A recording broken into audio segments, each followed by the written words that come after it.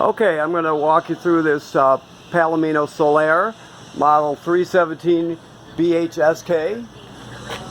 Okay, I'm on the door side of the trailer, walking towards the rear. Excuse me.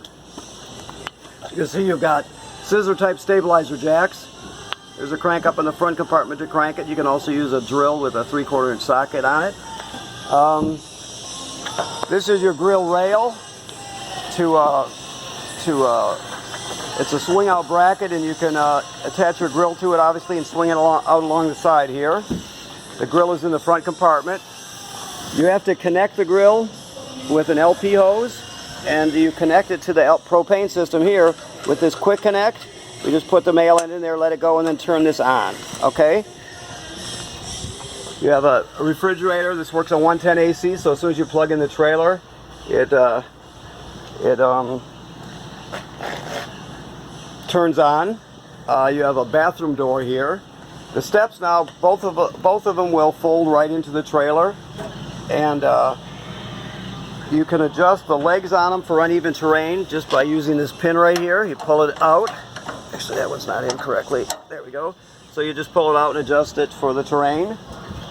You got a bracket to mount a television plus antenna out here and some power. This is the service panel for the refrigerator. You don't really have to go in there just for service, but this condensation drain should always be hanging out like that. Also, this is the vent for your range hood. Now there's a baffle in there, and if you pull it loose, it'll flap freely. So if you're venting, then you want to have it flap freely. All other times you just snap it shut, okay? Only have it open when you're using it. Furnace vent, another fold-in stair. You got a power awning with LED strips, okay? This is your grill here. This is your stabilizer crank. This is a 30 amp to 15 reducer. There's your sewer hose. And this is an emergency crank for the slide rooms. The rear slide room anyway has a hole back here. If you can see it, you could stick that in there and crank it manually. Okay. You should not have to do that though, they're very reliable. Alright, this is a hookup here for if you want to get a solar panel to charge the battery. This is a Furrion here, so you just plug it in there, and all it does is charges the battery. It does not run the trailer or anything like that. Deep cycle marine battery, 2 LP tanks. Okay. This is your fill and your water station. So basically 9 times out of 10 you're going to use city water. You're just going to hook the excuse me, city water. You're going to hook the hose up to here, and you're ready to go. Now if you go to a campsite that does not have plumbing on the campsite, you can fill the fresh water tank, the onboard fresh water tank. That's you could do that ahead of time, and you could pump the water with your 12-volt electric water pump inside the trailer, so you could still use all the features even if you don't have plumbing on the campsite. Okay, you got 2 slide rooms. Let me see if I can get in here. This is your power cord. It's 30 amps, 25 feet long. Cable and satellite through. This is your water heater. Now this works on both gas and electric. So to operate it on electric, you look down here and there's this switch here. It's a rocker switch. You can see it right there. It's off. What it does is it operates the heating element, the electric heating element that's behind this cover here. So always make sure there's water in the tank first, and then you would turn it on right there. Most people are going to use let me get a better picture, I'm sorry, right there. Most people use the electric feature because they're paying for it at the campsite and they don't want to use up their propane on when they can save it. So, but you can run it on LP if you need to. The switch is inside the trailer. I'll show you that when we get in there. Also, this is your outside shower for hosing things off and for kids and dogs and what have you. Alright, let me just hang that there for now so we don't have the key to close it at this moment on me. Okay, so let me close this up also. Come on now, don't fight with me.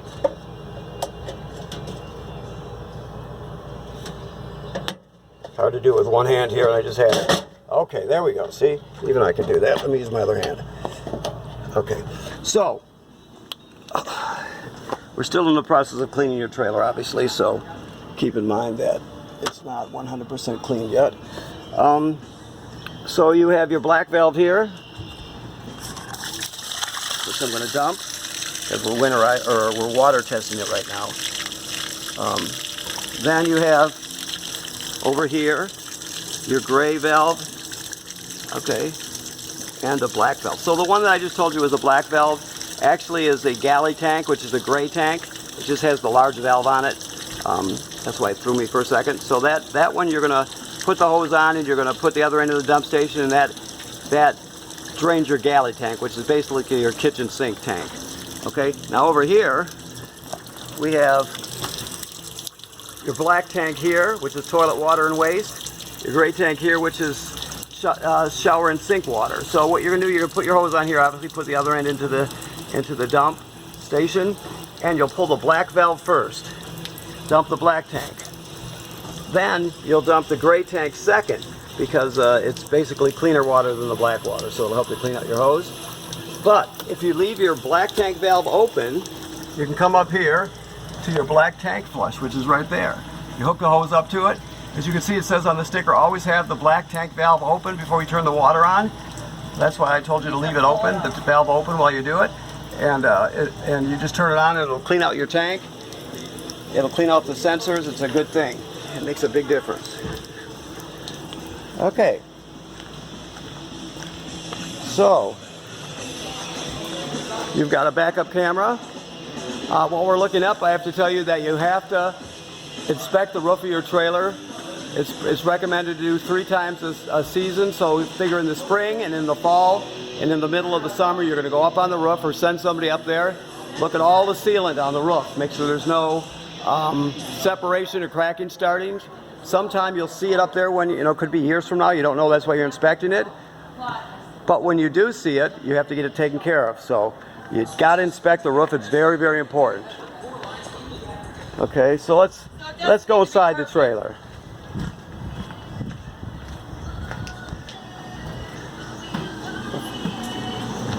Okay, so here we are inside.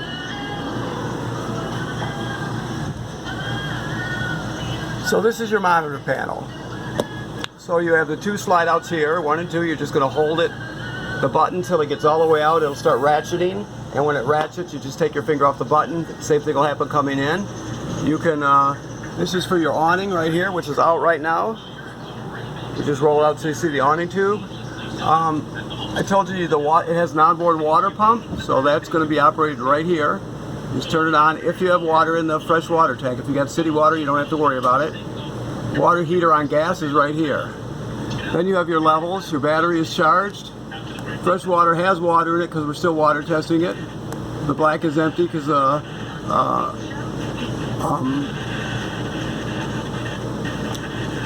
the black is empty, the gray is empty, and the galley tank number 2 that we were just talking about, the one that I dumped, that one is empty too because I just dumped it. Okay. I guess that's it for that panel. So, yep. So remember one more thing. Always check your battery when you're not plugged in, because if you're plugged in, it'll show that it's charged no matter what. All right. So there's this is your LP gas and carbon monoxide alarm. So if it goes off, you're gonna take everybody outside, shut off the gas in the front, and figure out what's going on. It works for both carbon monoxide and LP gas. I'm going to find the remote for your TV and shut it off because they were setting the channels on it. There we go. So that's off. So keep in mind, this bracket does swing out. I'll show you behind it. You can swing it out. It locks into place. So you can tilt it whichever way you like. Your radio also has a disc player, so it'll play DVDs and CDs here, right? You can stream off this USB stick. You can hook up with Bluetooth with your phone or tablet and play your MP3s or whatever you have on there. It has 2 speaker zones. 1 is inside, 2 is outside, so there's a lot you can do with it. And especially considering you're camping. So you have something for a rainy day or a late night or whenever you want to use it. Your bedroom. The thing to remember for this is, let me make sure I got this Let me slide on over here. Open this up for 1 second so I can see what's happening here. Yes, the TV spins around. Okay, it pivots on that point right there, and there's one at the bottom. It locks here. You can actually spin it around so you can watch the TV in the bedroom if you choose to.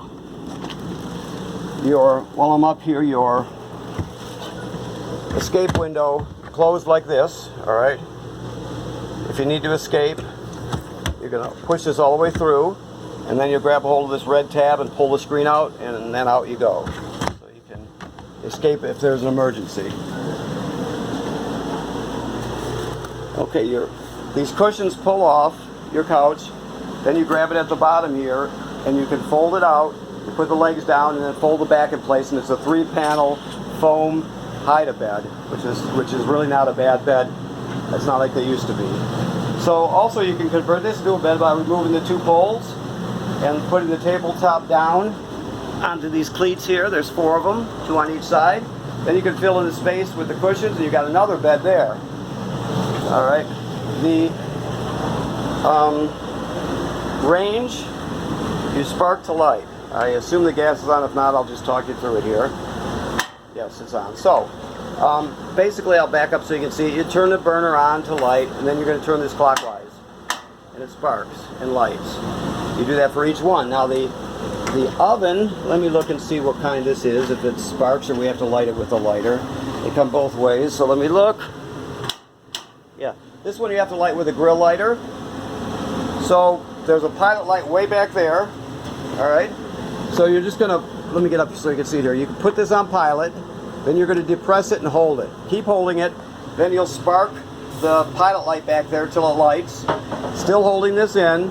After it lights, you'll hold it for another 10 seconds or so, and then you'll go to whatever operating temperature you want, and it'll cycle on and off like a regular oven, of course. When you shut it off, the flame will go out, but so does the pilot light. So you have to relight the pilot light each time you use the oven. While we're down here, this device is the power converter. It converts 110 AC down to 12 volt DC. So you see you have 110 AC on this side. You got household type circuit breakers here. They're all labeled. Then it converts the power to DC here. So you got 12 volt DC fuses here, and they're labeled. If any of these fuses blow, they'll light up, and you can see them through this tinted plastic here.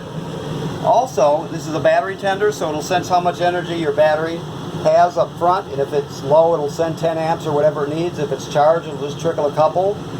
So it's semi-smart that way, and it'll just send back up there what you need. All right. This refrigerator is a Dometic gas absorption refrigerator. Therefore, it runs on either 110 AC or LP gas. All right, so to turn it on, you just go like so. Then you're going to select auto. Auto means electric. The reason they call it auto is because it automatically looks for electricity. If it can't find it, it would automatically switch to gas. But electricity takes parameters, so it always searches for it. Let's say you're camping and it's the middle of the night and you have a power outage at the campground, and you're running on electricity. At that point, it would automatically switch over to gas so you don't spoil the food. You can also run it dedicated to gas just by doing this. If this check light comes on, it means it didn't light. It faulted. Maybe there was a little air pocket in there. So all you would do is turn it off and turn it back on, and it'll cycle through that time, and it will light. The only other thing to know about this is a thermistor here. This is how you set the temperature. You can see the sticker shows you colder is up. I'm trying to focus it here. Well, it's not focusing very well, but anyway, colder is up. So this is just a clip that holds the thermistor. The thermistor is on the end of this wire here, if you can see it. So what you're going to do is you're going to slide this up as high as it can go, and that'll make the refrigerator run out as fast or as cool as it can. You're almost always going to have it like that. I mean, if you go out sometime when it's cold out, like we're super early in the spring or late in the fall, you might have to back it down a little bit, but generally speaking, you're going to have it up all the way.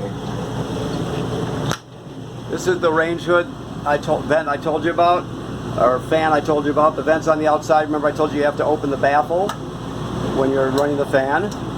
The microwave works like any other microwave. There's nothing real special about it. All right, your thermostat, they got the air conditioner barreling right now because they're cleaning here.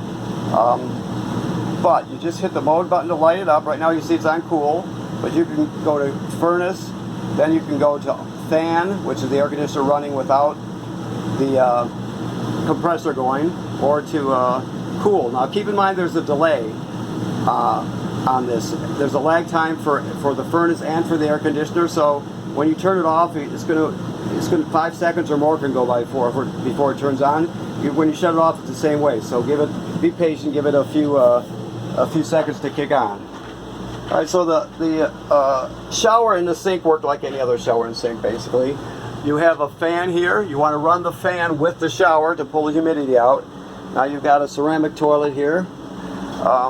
It operates with this foot pedal. Okay, we don't have the water hooked up at this point, so no water's coming out to speak of. That's just residual pressure. Let me see if I can get a better angle here. I guess not. So here, just pull the door shut. Excuse me 1 minute. Okay, that's better. So basically you can't use this toilet dry or without chemical. So what you're going to do when you get to the campground, you'll pull in the campground, hook up your water, hook up your power, then you'll come in here and you'll take your toilet chemical, whichever chemical you use. This one comes with a sample, for example. They have pre-measured packets. It can come in liquid and you use a 1 capful, or some have scoops. Depends on what one you use. You'll put 1 dose right in there. Then you'll step on the pedal. Of course, water will be swirling out, and you stand on the pedal till you put about 1 gallon of water in the tank. You could put as much as 2, but 1 gallon or 2 of water. Now there's no way to tell what that is by the monitor panel, so you just have to use common sense. You know, that's about 1 gallon, you know, that sort of thing. So the bottom line is it can't be dry, and it has to have chemical in it to start using it. Now if you were going to stay on the campground and you had to dump the black tank because it was full, but you're still going to camp for another week, you'd have to come back in here and repeat that procedure. Anytime you dump the black tank and you're going to use the toilet, you have to put some water in it, 1 gallon or 2, and chemical. Okay? All right. See, I'm on a roll now. I got off to a slow start, but I'm picking up now. Okay. Wow, it's nice and cool in here. Yikes, that feels good. Okay, so you got obviously a bunk here. This is for a TV set. You got antenna. There's a backer plate behind there to put a bracket if you want to. You could also, if you need to put electrical components in here, you have to do a little bit of modification, but it's simple enough to do or have done if you want to do that. Okay. Or you could just get a TV with a DVD player built in. That's what a lot of people do. All right, so this is in the down position right now for a bed. You can also get rid of the pillows and use it for a regular bed, but that's to sit on like that. I guess that's pretty self-evident, huh? So kind of stating the obvious here. So this you can put up into this position by latching it here to get it out of the way for when people are sitting there watching the TV or just doing whatever kids in the bunk room do these days. Probably messing on their cell phones in that trance that they go into. Okay, shorts. So that's basically it for the bunk room. Excuse me. It looks like this one you can, because the door opens to the outside, you can actually see when you bring the slide in. A lot of times you can't because of the way it's configured, but this one you can leave that door open, put this slide in first, and then close it obviously, and then put the main slide in. All right.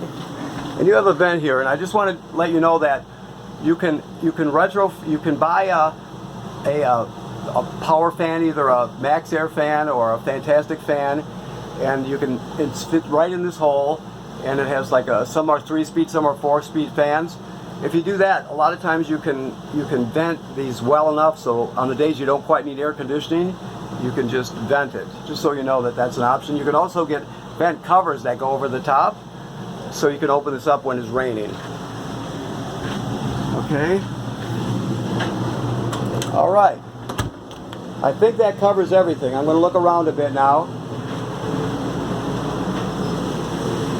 Looks good. I went over the power converter and the alarm and the bed. So yeah, so we pretty much covered everything in here. So I just want to thank you for purchasing your trailer from National RV Detroit. And if you need more information, you can always call us. You can always look at the packet that has a manual for every appliance in here. And there's tons of online manufacturers' videos to refer to, which is really the best way to go. So, okay. Well, thank you very much.